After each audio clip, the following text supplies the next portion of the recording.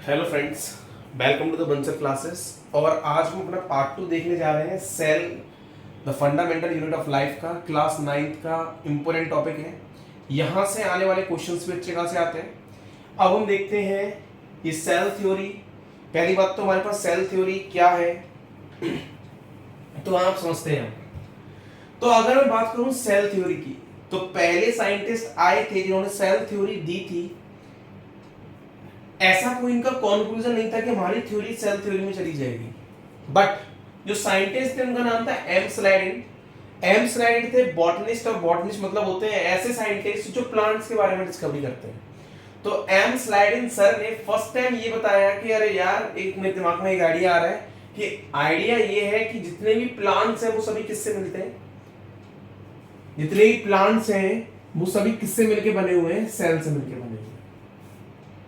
Similarly एक दूसरे scientist भी थे, उनका नाम था टी.एस. स्वान सर। जो टी स्वान सर थे वो एक जूलॉजिस्ट थे, मतलब ऐसे साइंटिस्ट जो एनिमल्स के ऊपर स्टडी करते हैं। तो जो जूलॉजिस्ट थे जो एनिमल के ऊपर स्टडी कर रहे थे, तो उन्होंने कह दिया कि भाई जितने भी एनिमल्स होंगे वो सभी एनिमल किससे मिलके बने होंगे, सेल से मिलके बने होंगे। अब इन दोनों साइंटिस्ट में आपस में बहस हुई, यार तू भी सही कह रहा है मैं भी सही कह रहा हूं। अब इन्होंने ये सिलेक्ट कर लिया, दोनों ने कंबाइंड मिलके एक थ्योरी दे दी। दोनों साथ में मिल गए और साथ में मिलके एक थ्योरी दे दी। उन्होंने बोल दिया कि भाई all animal and plants are made up of all animal and plants are made up of single unit which is called as cell. और इसी पूरे कार्यक्रम को बोल दिया हमने सेल थ्योरी। तो सेल थ्योरी के अंदर दो साइंटिस्ट इन्वॉल्व थे। पहले साइंटिस्ट थे एम स्लाइडेन और दूसरे साइंटिस्ट थे टी स्वान। जो एम स्लाइडेन सर थे वो बॉटनिस्ट थे, टी स्वान सर थे वो जूलॉजिस्ट थे। एक को याद कर लो कि बॉटनिस्ट कौन है, जूलॉजिस्ट अपना याद हो जाएगा। तो एम स्लाइडेन यहाँ पर बॉटनिस्ट थे, उन्होंने प्लांट्स के कहा कि भाई जितने भी प्लांट्स होंगे वो सभी किससे मिलकर बने होंगे, सेल से मिलकर बने होंगे। टी स्वान ने कहा, भाई वो जूलॉजिस्ट थे, उन्होंने कहा कि जितने भी एनिमल्स होंगे वो किससे मिलकर बने होंगे, सेल से मिलकर बने होंगे। तो दोनों के कंबाइनिंग में आ गया कि भाई जितने भी एनिमल है जितने भी प्लांट्स है वो सभी किससे मिलकर बने हुए, सिंगल यूनिट से मिलकर बने हैं, जिसको हमने क्या बोला, सेल। इतना क्लियर हो गया। और हमने इसी को क्या कह दिया, सेल थ्योरी। अगर मैं इस सेल थ्योरी की बात करूं, अब एक और साइंटिस्ट और आए थे, इनका नाम था रेडोल्फ बिरकाउ। रेडोल्फ बिरकाउ ने इनसे ये क्वेश्चन पूछा कि सर ये बताइए, आप ये कह रहे हो सेल तो जितने भी प्लांट्स और जितने भी एनिमल्स हैं वो सेल से मिलकर बने हुए हैं, तो आप मुझे ये बताइए कि भाई ये सेल किससे प्री एग्जिस्टिंग कैसे आया है, कैसे इसका फॉर्मेशन हुआ है, आप ये डिफाइन करिए। ये डिफाइन नहीं कर पाए, तो इनकी इस सेल थ्योरी को क्या माना गया, पुरानी सेल थ्योरी के नाम से माना गया। मतलब ये कैसा है, ओल्ड कंसेप्ट। ये ओल्ड कंसेप्ट होने का रीजन ये था क्योंकि रेडोल्फ बिरकाउ का पूछा गया क्वेश्चन का आंसर नहीं दे पाए, और इस रीजन में इसको मैंने क्या बोला, ओल्ड कंसेप्ट। इसका जल्दी से आप नोट्स बनाएं या स्क्रीनशॉट लें, जल्दी से करें।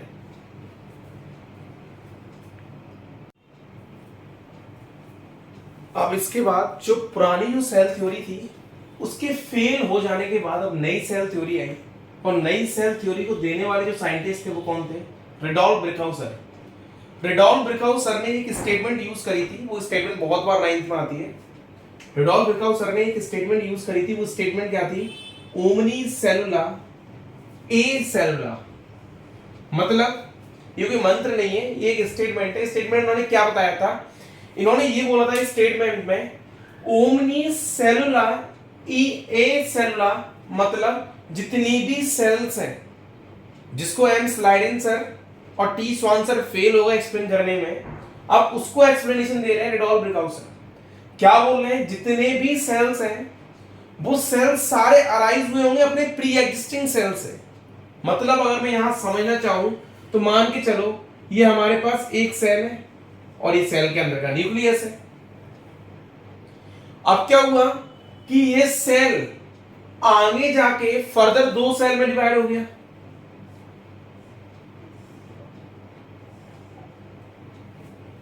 और ये दो दो सेल आगे जाके फर्दर और दो दो में डिवाइड हो गए।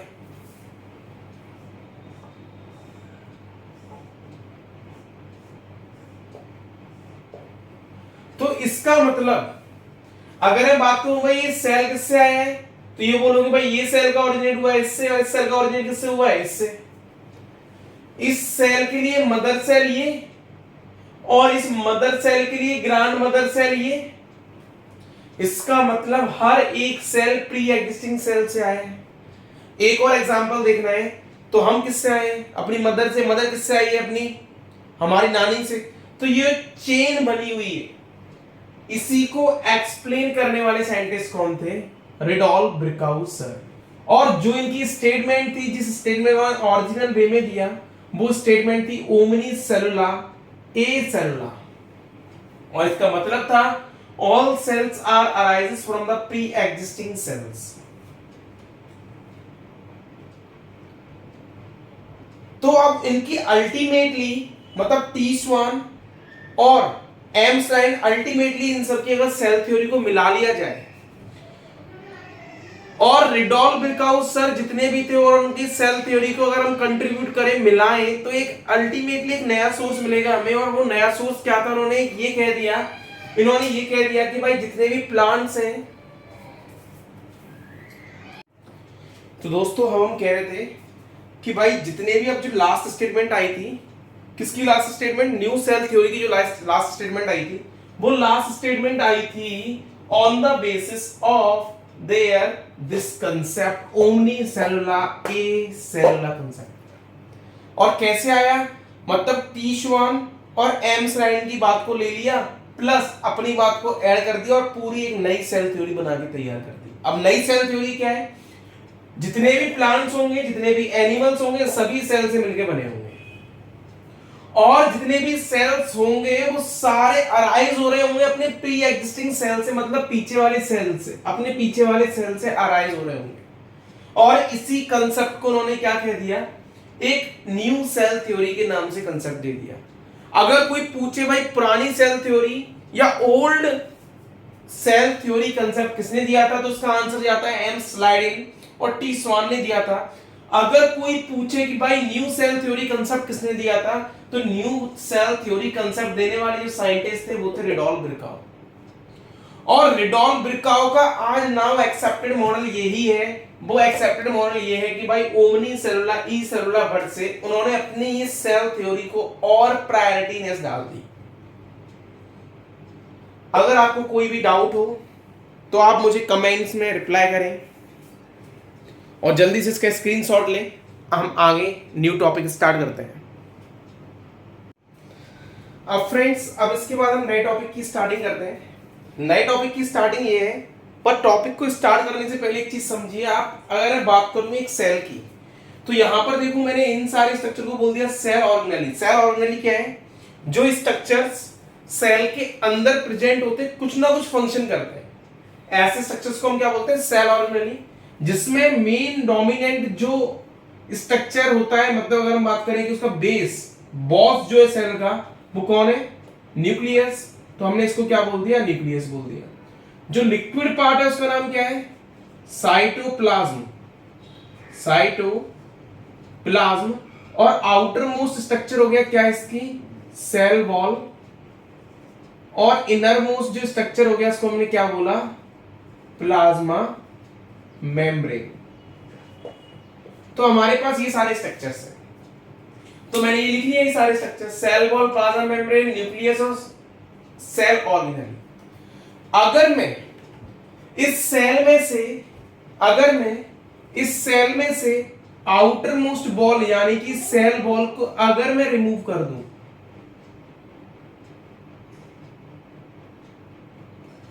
अगर मैं इस सेल में से आउटर मोस्ट बॉल यानी कि सेल बॉल को अगर मैं रिमूव कर दूं, और जो स्ट्रक्चर अब मेरा बचेगा उस स्ट्रक्चर को मैं क्या बोलूंगा, प्रोटोप्लास्ट।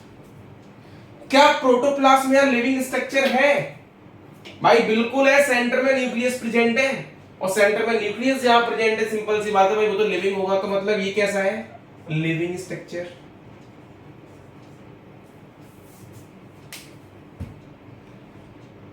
कुछ ये एनिमल सेल जैसा स्ट्रक्चर लग रहा है, तो एनिमल सेल का दूसरा नाम जो होता है वो प्रोटोप्लास्ट होता है। अगर मैं नेक्स्ट क्वेश्चन देखूं, तो नेक्स्ट अगर इस प्रोटोप्लास्ट से भी, अगर मैं इस प्रोटोप्लास्ट से भी क्या करूं, अब इसकी आउटर मोस्ट जो मेम्ब्रेन है प्लाज्मा मेम्ब्रेन को भी रिमूव कर दूं। अब मैं प्लाज्मा मेम्ब्रेन को भी क्या कर दूं, रिमूव कर दूं, और अब जो बचा कुचा स्ट्रक्चर होगा उसको बोलूंगा प्रोटोप्लाज्म। क्या प्रोटोप्लाज्म लिविंग है? बिल्कुल है। कोई डाउट?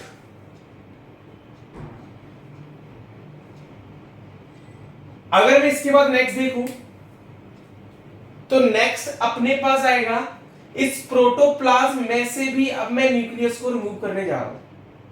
अगर इस प्रोटोप्लाज्म में से न्यूक्लियस रिमूव कर दूंगा तो जाहिर सी बात है अब ये लिविंग स्ट्रक्चर नहीं है। अब कैसा हो गया ये? Non living structure.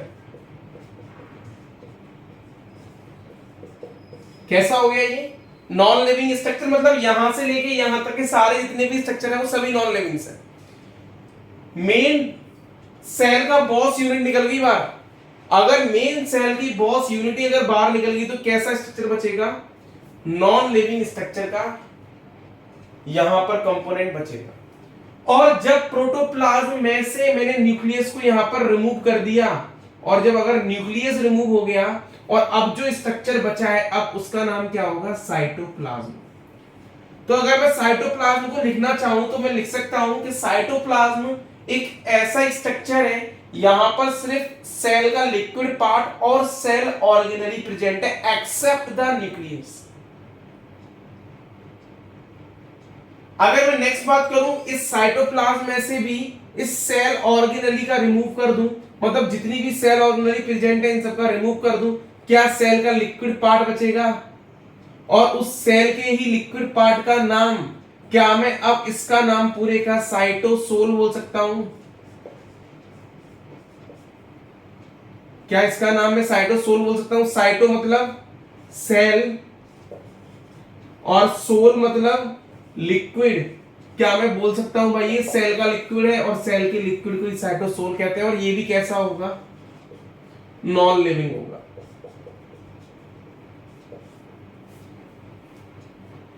कोई डाउट? एक बार और देख लीजिए, इस पूरे सेल में से मैंने पहले सेल वॉल को रिमूव किया था। जैसे ही मैं सेल वॉल को रिमूव करूंगा तो भाई मेरा जो बचेगा स्ट्रक्चर वो होगा प्रोटोप्लास्ट। जैसे ही प्रोटोप्लास्ट में से अगर मैं प्लाज्मा मेम्ब्रेन को रिमूव करूंगा तो बचेगा प्रोटोप्लाज्म बचेगा, फिर न्यूक्लियस को रिमूव करता हूं तो साइटोप्लाज्म बचेगा, और सेल ऑर्गेनली को रिमूव करता हूं तो साइटोसोल बचेगा। कोई डाउट? अगर आपको कोई डाउट हो तो प्लीज मुझे कमेंट बॉक्स में रिप्लाई करें।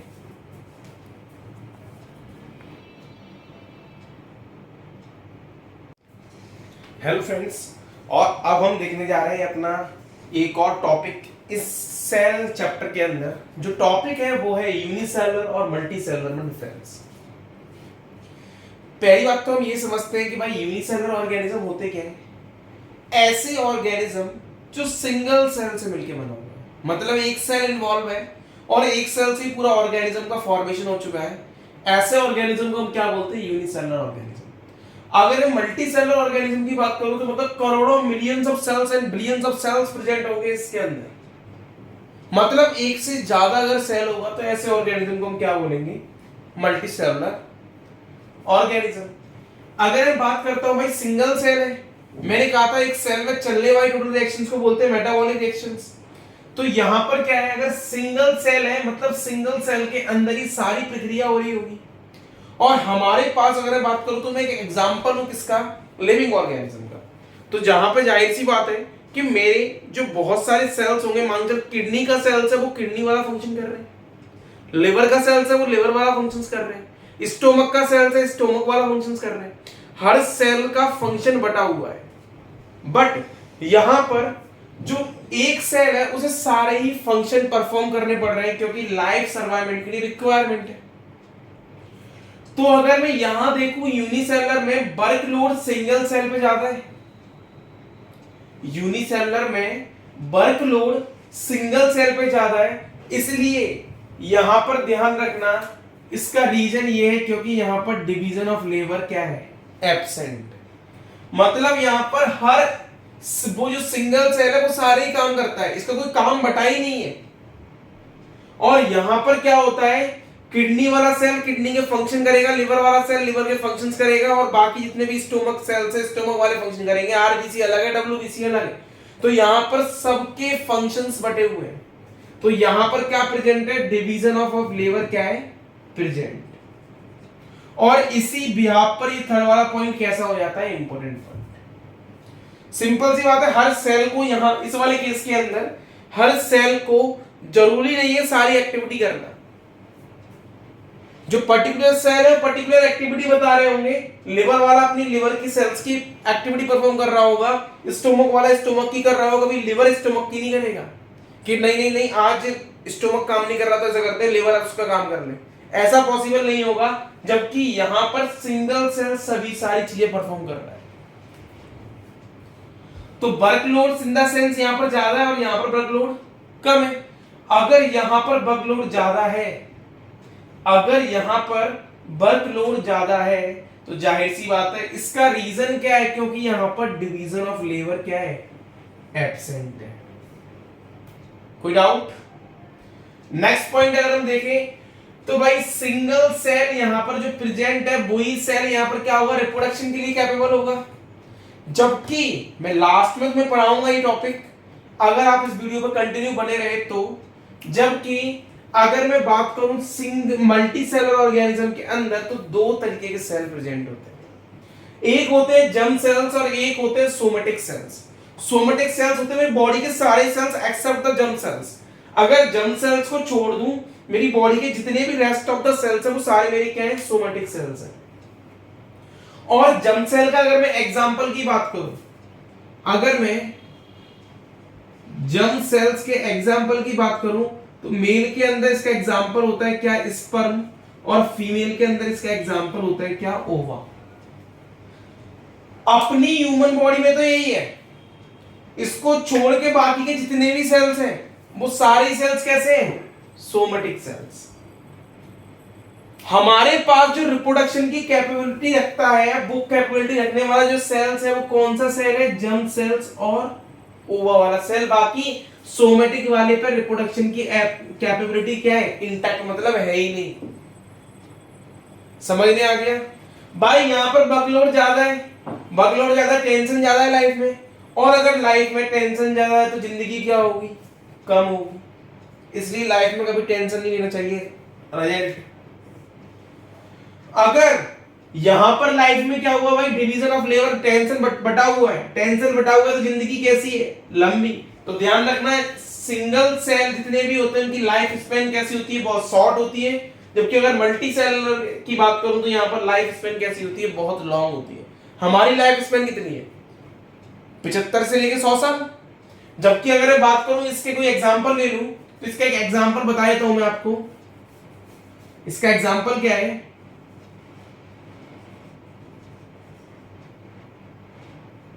अमीबा।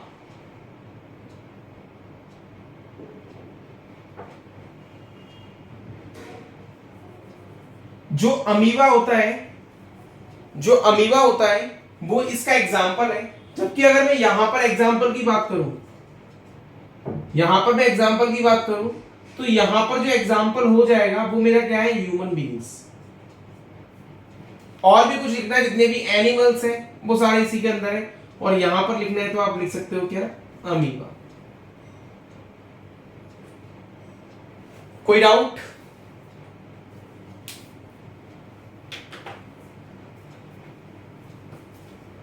और दोस्तों इस वीडियो में हम आज यहां तक ही देखेंगे, उसके बाद हम अपनी नेक्स्ट वीडियो में इससे आगे कंटिन्यू करेंगे। तो इस वीडियो पे लगातार रहिए, आपका जितने ही बेसिक्स पार्ट है वो सारे कवर कराए जाएंगे। अगर आप और हो सके आपका कोई दोस्त चाह रहा हो भाई मुझे भी पढ़ना है, तो आप बिल्कुल खुशी खुशी आप इसका लिंक आप शेयर कर सकते हो। तो दोस्तों अपना बेस बैक साइड से बिल्कुल स्ट्रॉन्ग करते हुए चलना है। और अगर आप इस वीडियो को आपने सब्सक्राइब नहीं किया है तो सब्सक्राइब कर लो और बेल आइकन का बटन दबा लो, क्योंकि अगर मैं कोई वीडियो डालता हूं तो आपको उसका नोटिफिकेशन आपके पास तुरंत ही आ जाए और आप इस वीडियो को देख लो एट द टाइम।